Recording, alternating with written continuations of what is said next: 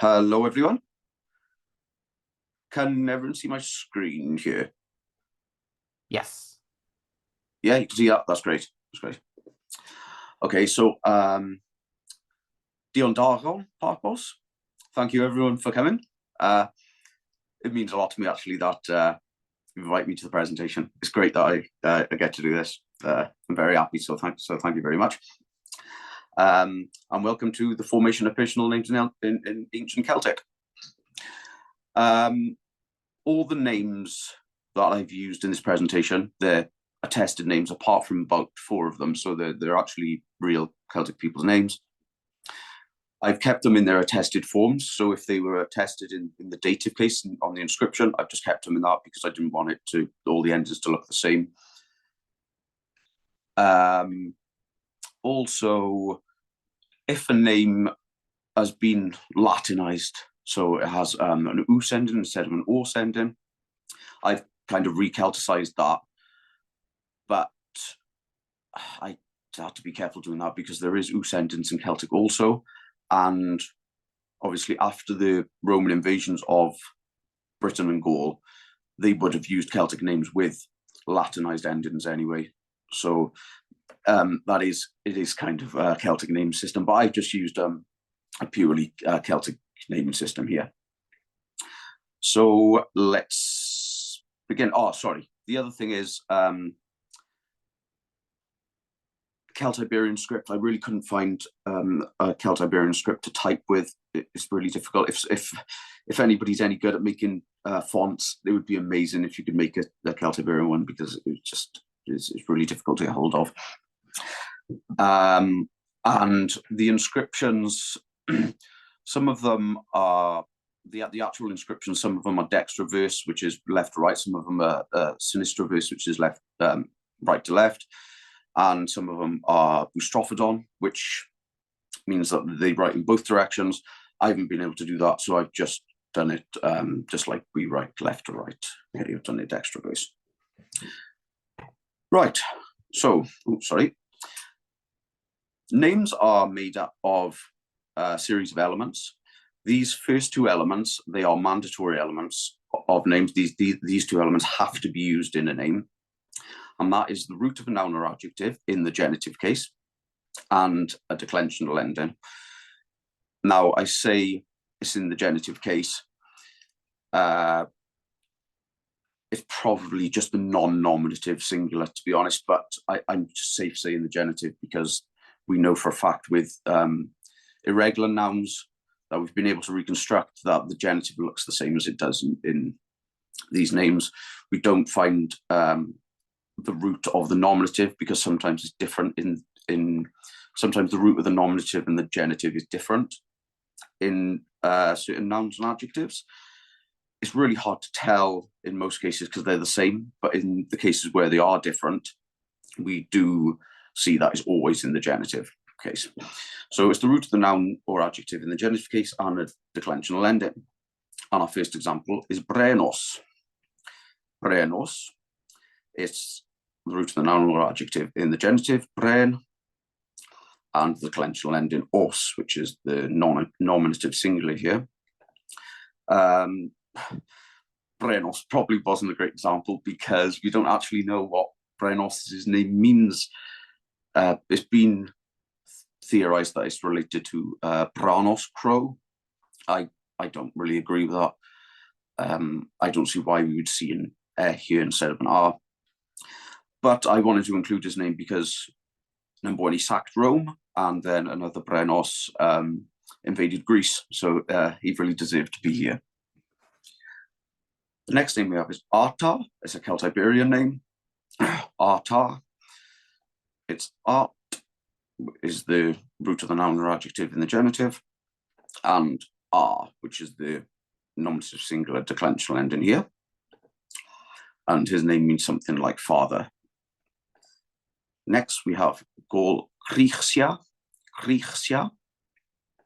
It's Griechs, which is the noun or adjective in the genitive case, and Ya, which is the declensional ending. And his name means something like curly head, or it's possibly her name means something like curly head. So Griechsia. We have Lapontic wichu. We have wych, which is the noun or adjective in the genitive case. And we have u, which is the declensional ending here, also in the nominative singular. And that name means fighter. These are common endings that you find, declensional endings: os, yos, a, ya, us, u, is, s. Next, we have the composition vowel and the root of a noun or adjective. This time, when we've got two nouns or adjectives within the name, the second one doesn't have to be in the genitive case. It can be found in the nominative case, although it is found in both. So you can just use whatever case you want for the second noun or adjective. So the first one we have is cartimandua. Cartimandua. It's cart is the noun or adjective in the genitive case. We have a composition vowel here, e. And then we have mandu, which is the noun or adjective that doesn't have to be in the genitive, and a, which is the declensional ending, cartimandua, which means pony chaser. We have weporgeni. Weporgeni. We have wep, which is the noun or adjective in the genitive case. We have a composition vowel here, or, and we have the second noun or adjective, gen. And here we have it in a genitive ending e. The declensional ending in the genitive, but what is found in the inscription. And I've put Cal here. That means Caledonian, which is the tribes that were in Scotland. I didn't want to use the word Pictish because Pictish are generally later peoples. Caledonian probably is just Brittonic, but I wanted to emphasize that it was a Caledonian name because we don't have many of them, and I thought it'd be cool. And if you are Scottish listening, it'd be great for you to see Scottish names. Weporgeni means something like baby face. We have argantokochos. Argantokochos. That's argant, which is the noun or adjective in the genitive case. We have the composition vowel or here. We have kochs, which is the other noun or adjective. And we have os, which is the declensional ending. And his name means something like silver leg. Next, we have rechtugenos. Rechtugenos. We have recht, which is the noun or adjective in the genitive case. We have u, which is the composition vowel here. We have gen, which is the other noun or adjective, and o, rechtugeno. To be completely honest with you, I'm not sure what case this is in at the end here. And his name means royal born. Next we have Cúnathar. Cúnathar is cún is the noun or adjective in the genitive case. Thus, this is a clear genitive here. It's just cú is the nominative form, cún is the genitive form. This is a, which is the composition vowel. This is just a schwa, so it's just an a sound. It's not an e. When texts were written about Neo-Brittonic peoples or inscriptions were made, because the composition vowel here has been reduced to just an a sound, they typically just wrote any vowel that they thought would fit there. So it doesn't actually represent an air. That's just what the person who wrote the name chose to transcribe the sound a. We've got dar, which is the other noun or adjective. and it means good dog. Notice there is no declensional ending here either, because in Neoplatonic the declensional endings were lost. And we have this Noric ascription, which is artebuds, and this is pretty much the only example where we find an e.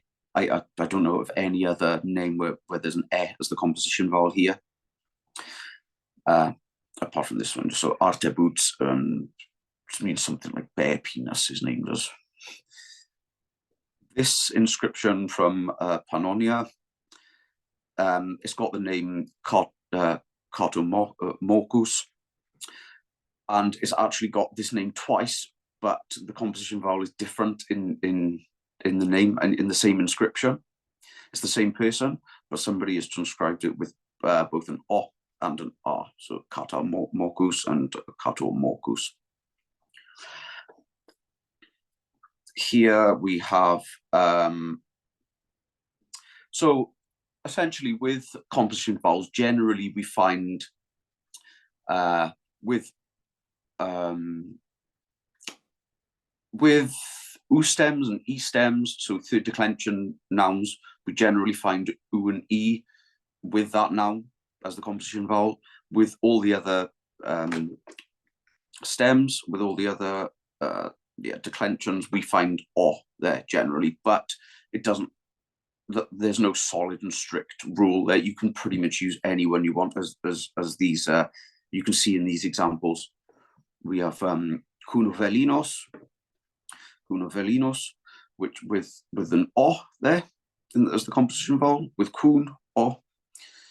We have kunakeni with kun there, and the composition vowel R is used there. We have kunowato, where the O is used there again. And we have kunigni with the composition vowel E here with kun. So no matter what noun or adjective is there used at the start, you can use essentially any composition vowel you want, which is O, R, E, or U.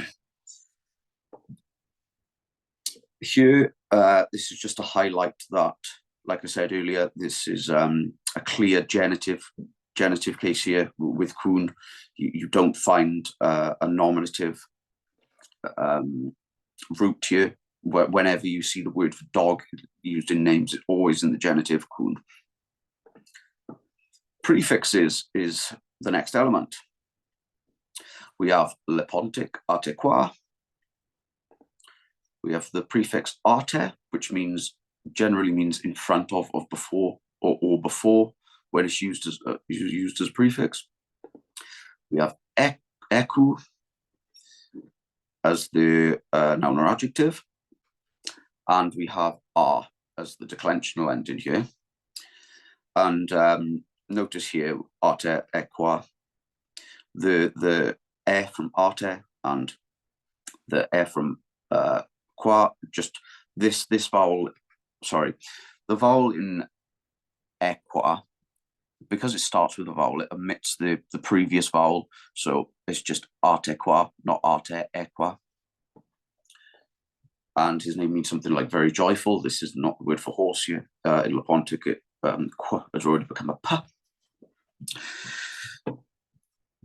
Primitive Irish, we have suwalos. We have the prefix su, which means good. We have the noun or adjective in the genitive, wal. And we have os here as the declensional ending. Suwalos, and his name means the good chieftain. We have ambachtos, Celtiberian, and his name is, the first prefix here is ambi, which means around or about. Acht is the noun or adjective in the genitive, and then we have o as the declensional ending here. Again, I'm not sure what this o is. Maybe it's a shortening of os. And his name literally means high-ranking servant. Ambachdos is a high-ranking servant in Gaulish. So it could well be a title, to be honest with you, rather than a name. Werkingetorichs. It's where is the prefix at the start, which means above or over. We have kinget, which is the noun or adjective, which means to step, or it's like the word for warrior, foot soldier, comes from the word step. Or is the composition vowel here, and Rhys is the other noun or adjective. Note that this is again not in the genitive. And then we have the declension element s. You can't see this in the attestation. The Romans just used a x here because x in Latin is just x, but in Gaulish it's and they just haven't added the x, this here. So, and his name means something like warrior overlord. Next we have esimno. Echs is the noun or adjective in the genitive, echs, which means out. Imn we have as the noun or adjective in the genitive. Sorry, did I say that echs was noun or adjective? I meant it's a prefix, sorry. Yeah, echs is prefix. Imn is the noun or adjective in the genitive, and or is the declensional ending, and his name means without equal. And these are a few examples of prefixes here. We've got ard, ambi, an, arte, com, di, echs, ro, su, and where. There are more, but these are just the common ones that you see in names. These are the most common ones that you find. Suffixes. So we have primitive Irish here, queno wendagni. We have quen, which is the noun or adjective in the genitive case, and that means head. We have o, which is the composition vowel here. We have wend, which is the other noun or adjective, and that means white. It's normally windos in Gaulish, but the e has become an in primitive Irish here. Agni or argan, sorry, argan, which is a diminutive suffix. This is the suffix, and the genitive ending, declensional ending here, e, and his name means blondie. Next we have bodika. We have bod, which is the noun or adjective in the genitive. That means victory, or victor. We have ik here, which is the suffix. This is just it's like an attributive suffix, so it attributes the just like attributes the noun to something. So bod is victor, and then ik is victory. This is attributed to victor. And then r is the declensional ending here. And the name is victorious. Her name means victorious. Belatulai, which is a Noric name. I'm not sure if Noric is actually a separate language to Gaulish or not, to be honest. There's not enough attestation to know whether it's its own language, but I've just separated it here. Belatulai. Belat is the noun or adjective in the genitive case. Ul is another noun or adjective. Yeah, is the other noun or adjective. Notice here that, again, the composition vowel has disappeared because this noun or adjective starts with a vowel. And I is a declensional ending that is in the dative case. And his name means shiny. This is a really beautiful example of a Gaulish name. I really like this one. Diwikiakos. And it has the prefix D here.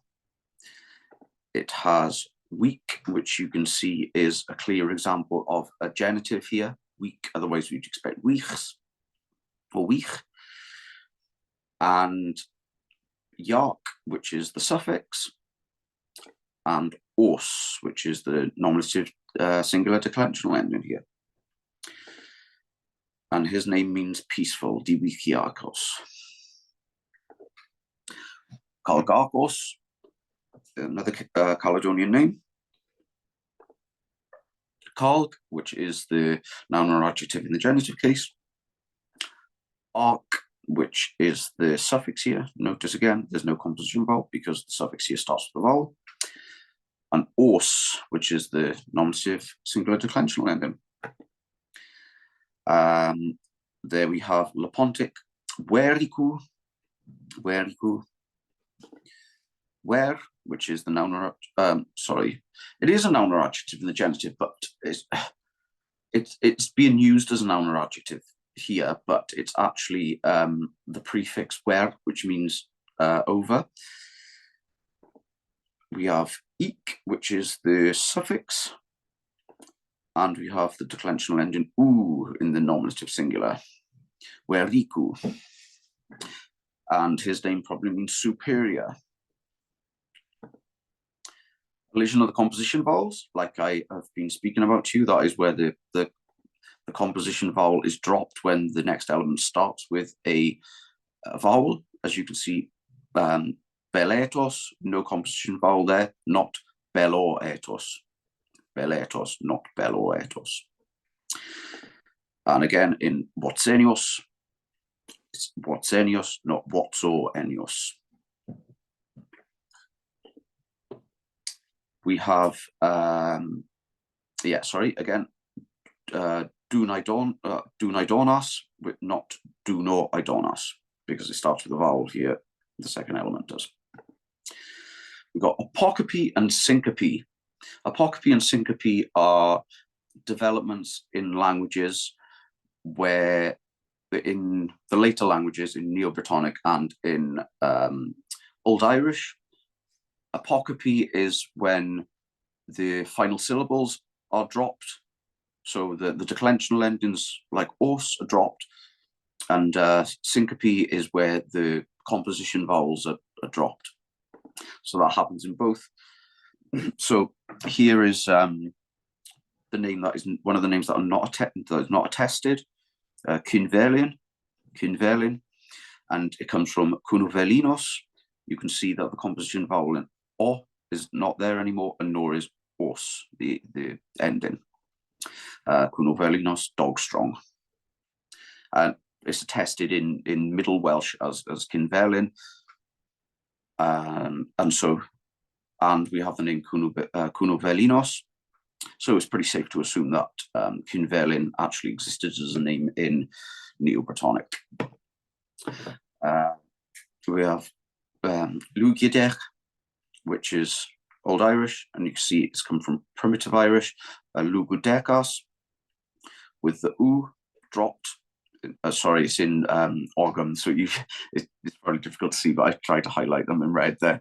The U has been dropped, and the ending os has been dropped as well.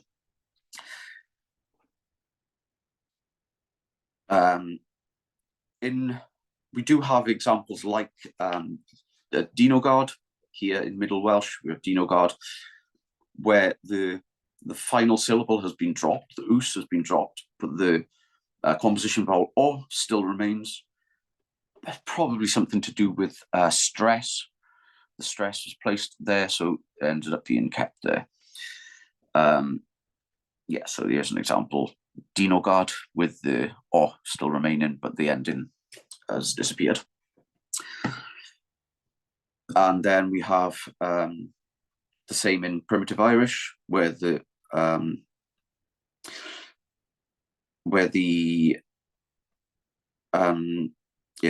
Watilugos, we have here, the E has been dropped. The E remains, the little E as the composition vowel remains, but the ending os has been dropped. Lapontic. Now, these are just a few examples of some Lapontic names. Surica, Kipos, Dis, Pialethu, and Maisilalui. Some Lapontic names, these are a few examples of them that they appear not to be Celtic. They don't have any Celtic element in them whatsoever. They don't act like normal Celtic names. Possibly that is names from the inhabitants that were originally there, where the Lapontic people settled, and Celtic spread. The first one, Surica, could be Su, which is good, Rig, which is Rhys, king or chieftain, and R. But notice in Celtic we also find Sura as well. So this element could be in there. So that could be Celtic, but we find lots of Lapontic names which don't seem Celtic at all. Onomastic formulas. Onomastic formulas are essentially the people's full names. In Gaulish, we find a patronymic onomastic formula. So that is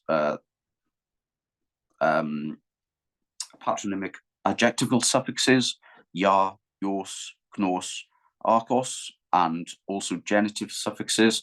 So that tells you that they come from, it's the father's name, essentially, with one of these suffixes on it. So we have an inscription here, Eluonti Iweru Aneu non Oclicno Lugurix Anenikno. See Anenikno here as the ikno suffix here, and we also have the ikno suffix in Oclino. So this is dedicated to Eluontios Aneunos, son of Oclos, and Lugurix, son of Aneunos. That tells you son of there, that this ikno suffix is here. We have Carbiros Windiakos. That's Carbiros, son of Windios. We have this archos suffix here in Windiakos, telling you that that's the father. Doiros Segomari Iweru Alisanu. That's Doiros, son of Segomaros. Dedicated this to Alisanos, and you can see that this little Segomari, this E at the end, Segomari, is a genitive suffix, and that just tells you he's of Segomaros, so he's the son of Segomaros. In Brittonic, we also find a patronymic formula using the male ancestor's name, but only using genitive suffixes here. We don't find the other suffixes that you do in Gaulish. So we have Bodwoki, Hic, Yakit Filius, Cato Tigirni, Propentus Eternali, Wedomawi. That's Bodwoki lies here, the son of Cato Tigirnos, and we know that because if you look in the inscription, Cato Tigirni, the little E at the end is the genitive suffix, or the genitive declensional ending, so we know that he's the father, and he's the great-grandson of the eternal Wedomaros. Again, if you look in the inscription, Wedomawi, the E at the end is a genitive, so that tells you that he's of Wedomaros. These are Brittonic coin inscriptions, Kuno Task and Epati Taski. That's just telling you it's a Kunovelinos, son of Tasciovanus. And we can see Tasciovani is the genitive, and Filius, which is actually Latin. It's probably just some sort of formal coinage language that they put Filius here. I doubt that Brittonic speakers would have actually used Filius. That's Latin. But we just have, and we can see that these two people have the same father, Kunovelinos Tasciovani and Epaticus Tasciovani. Again, another two coin inscriptions we have with two people. They have the same father, Tinkomaros Komi. Tinkomaros is the son of Komios, and Werika Komi, which is Werika is the son of Komios also. Primitive Irish. Primitive Irish onomastic formula variously contains a noun indicating a relationship, such as Marqui, Mukoi, Arwi, or Niota. And that is Marqui is son, Mukoi is family, Arwi is descendant, and Niota is like clan. Or the name of the family member, clan, or the family itself, all in the genitive case.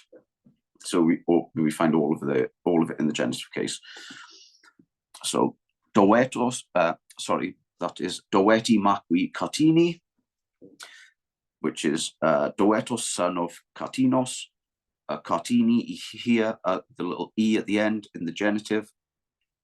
That's how we know he's the son of Catinos.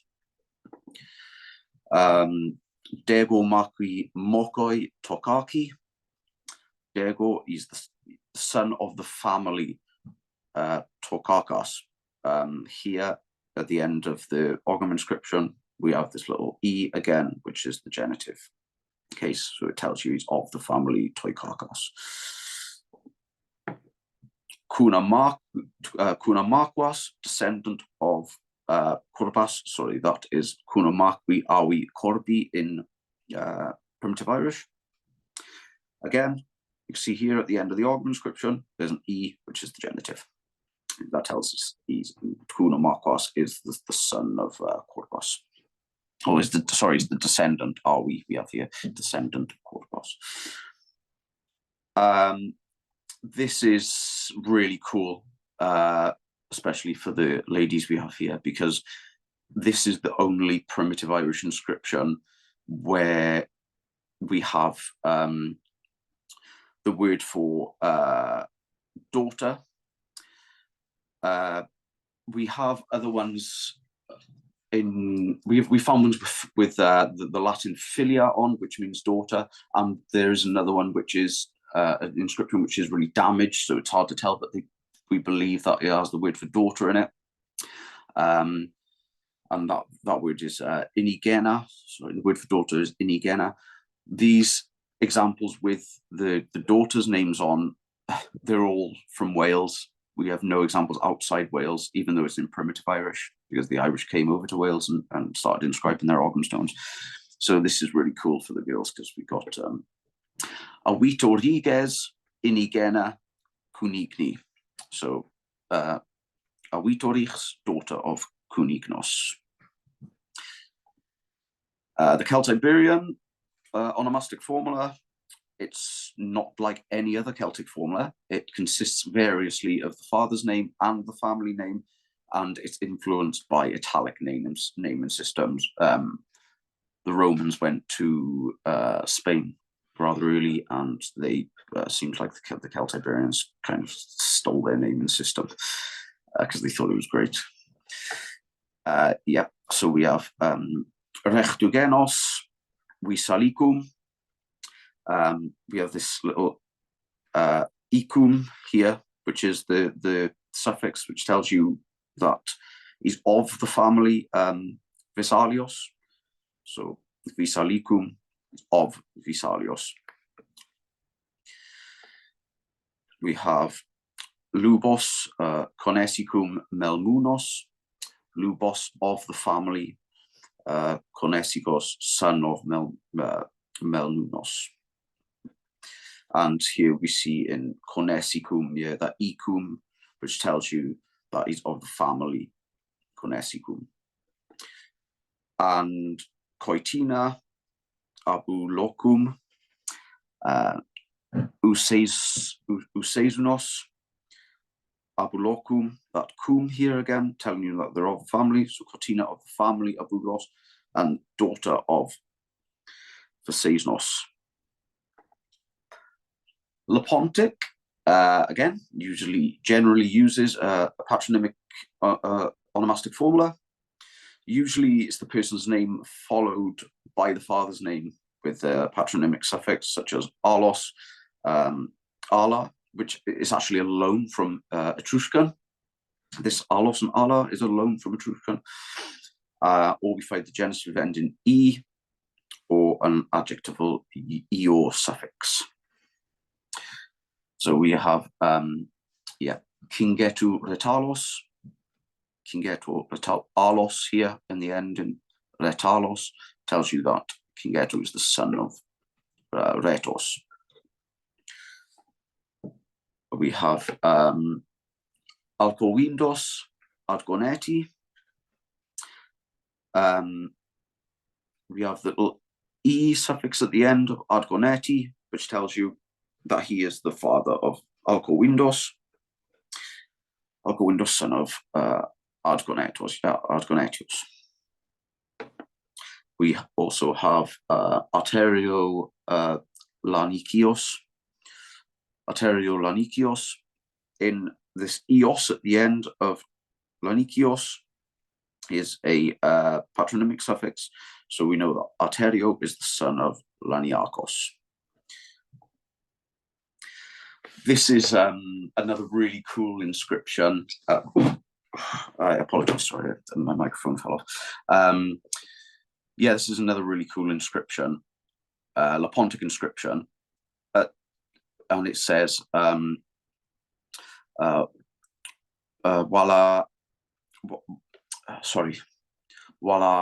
unal raneni. This wala unal, if you read it from top down, then it's Walanos, son of Ranenos. And if you read it from bottom up, it's Ranenos, son of Walaunos, because at the end of Raneni here, it appears to be a genitive suffix, this little e, and Walaunal, the al at the end here is also a patronymic suffix. So we don't know who the father or the son are. So I just thought that was a really cool inscription to add here. And that's everything for my presentation. Thank you very much for watching. Thank you very much for taking interest. Thank you for inviting me here. It's been brilliant. I hope you enjoyed it. I hope I didn't make it too boring and you could follow along. I do apologize if I used some linguistic terminology that you weren't familiar with. So yeah, thank you very much. If anyone has any questions, you can ask away. And here are my, this is my Twitter handle here at Rhys Celtic, and Rhys at iCloud.com if anyone wants to contact me at all about anything. So thank you. All right. Yes. I'm gonna try to read out some questions. I apologize if I miss any. Is it not only in case XT that the X is pronounced? Hopefully, I'm pronouncing that right. The question by Dublo Blindios. Yeah, there you go. Yeah, no, X is always pronounced as in Gaulish, not just next to a ta. It's always pronounced as. And you have it open, so you can go ahead and you have a lot of questions. Yes. Could Werrica have been a woman's name? We know that Werrica is a man because he actually fled to Rome because of the invasion of the Catawaloni pushed, tried to take over Atrabate's territory, and Werica and another king of the Cantiaki, which is actually Cuno Velinos's brother, Adminios. They both fled to Rome because they were being pressed by the Catawaloni, by Karatakos and Cuno Velinos. So we know that Werica is a man. But the F at the end, you know, if it was in another case, I could not be certain that it wasn't filia, not filius. I guess it could be in some cases, but I don't even know if you have any examples of women's names inscribed on coins. Are you familiar with uk? I know the name Widukus as a root Widu tree, but I've never seen an explanation. I am not. No, I'm not familiar with that suffix. That doesn't look like a suffix to me. That looks like wuduk is the noun or adjective. The full wuduk, and us just at the end is the declensional ending. So no, I'm not familiar with that. All right, yeah, just looks like a lot of compliments, no more specific questions. Yeah. So yeah, if you do have questions later on, you can always tag him in the Gull Chat Discord. Yeah. Under what is the name that you have again? It's under Rezigadnos. Resagnos Kadagni is my name on Discord. Yeah, in the Gull Chat. Yeah. Awesome. Yeah. And you often sorry. Go ahead. I just I hope I wasn't speaking too fast. I hope I was clear, and thanks very much for having me here. It's fantastic. Thank you very much.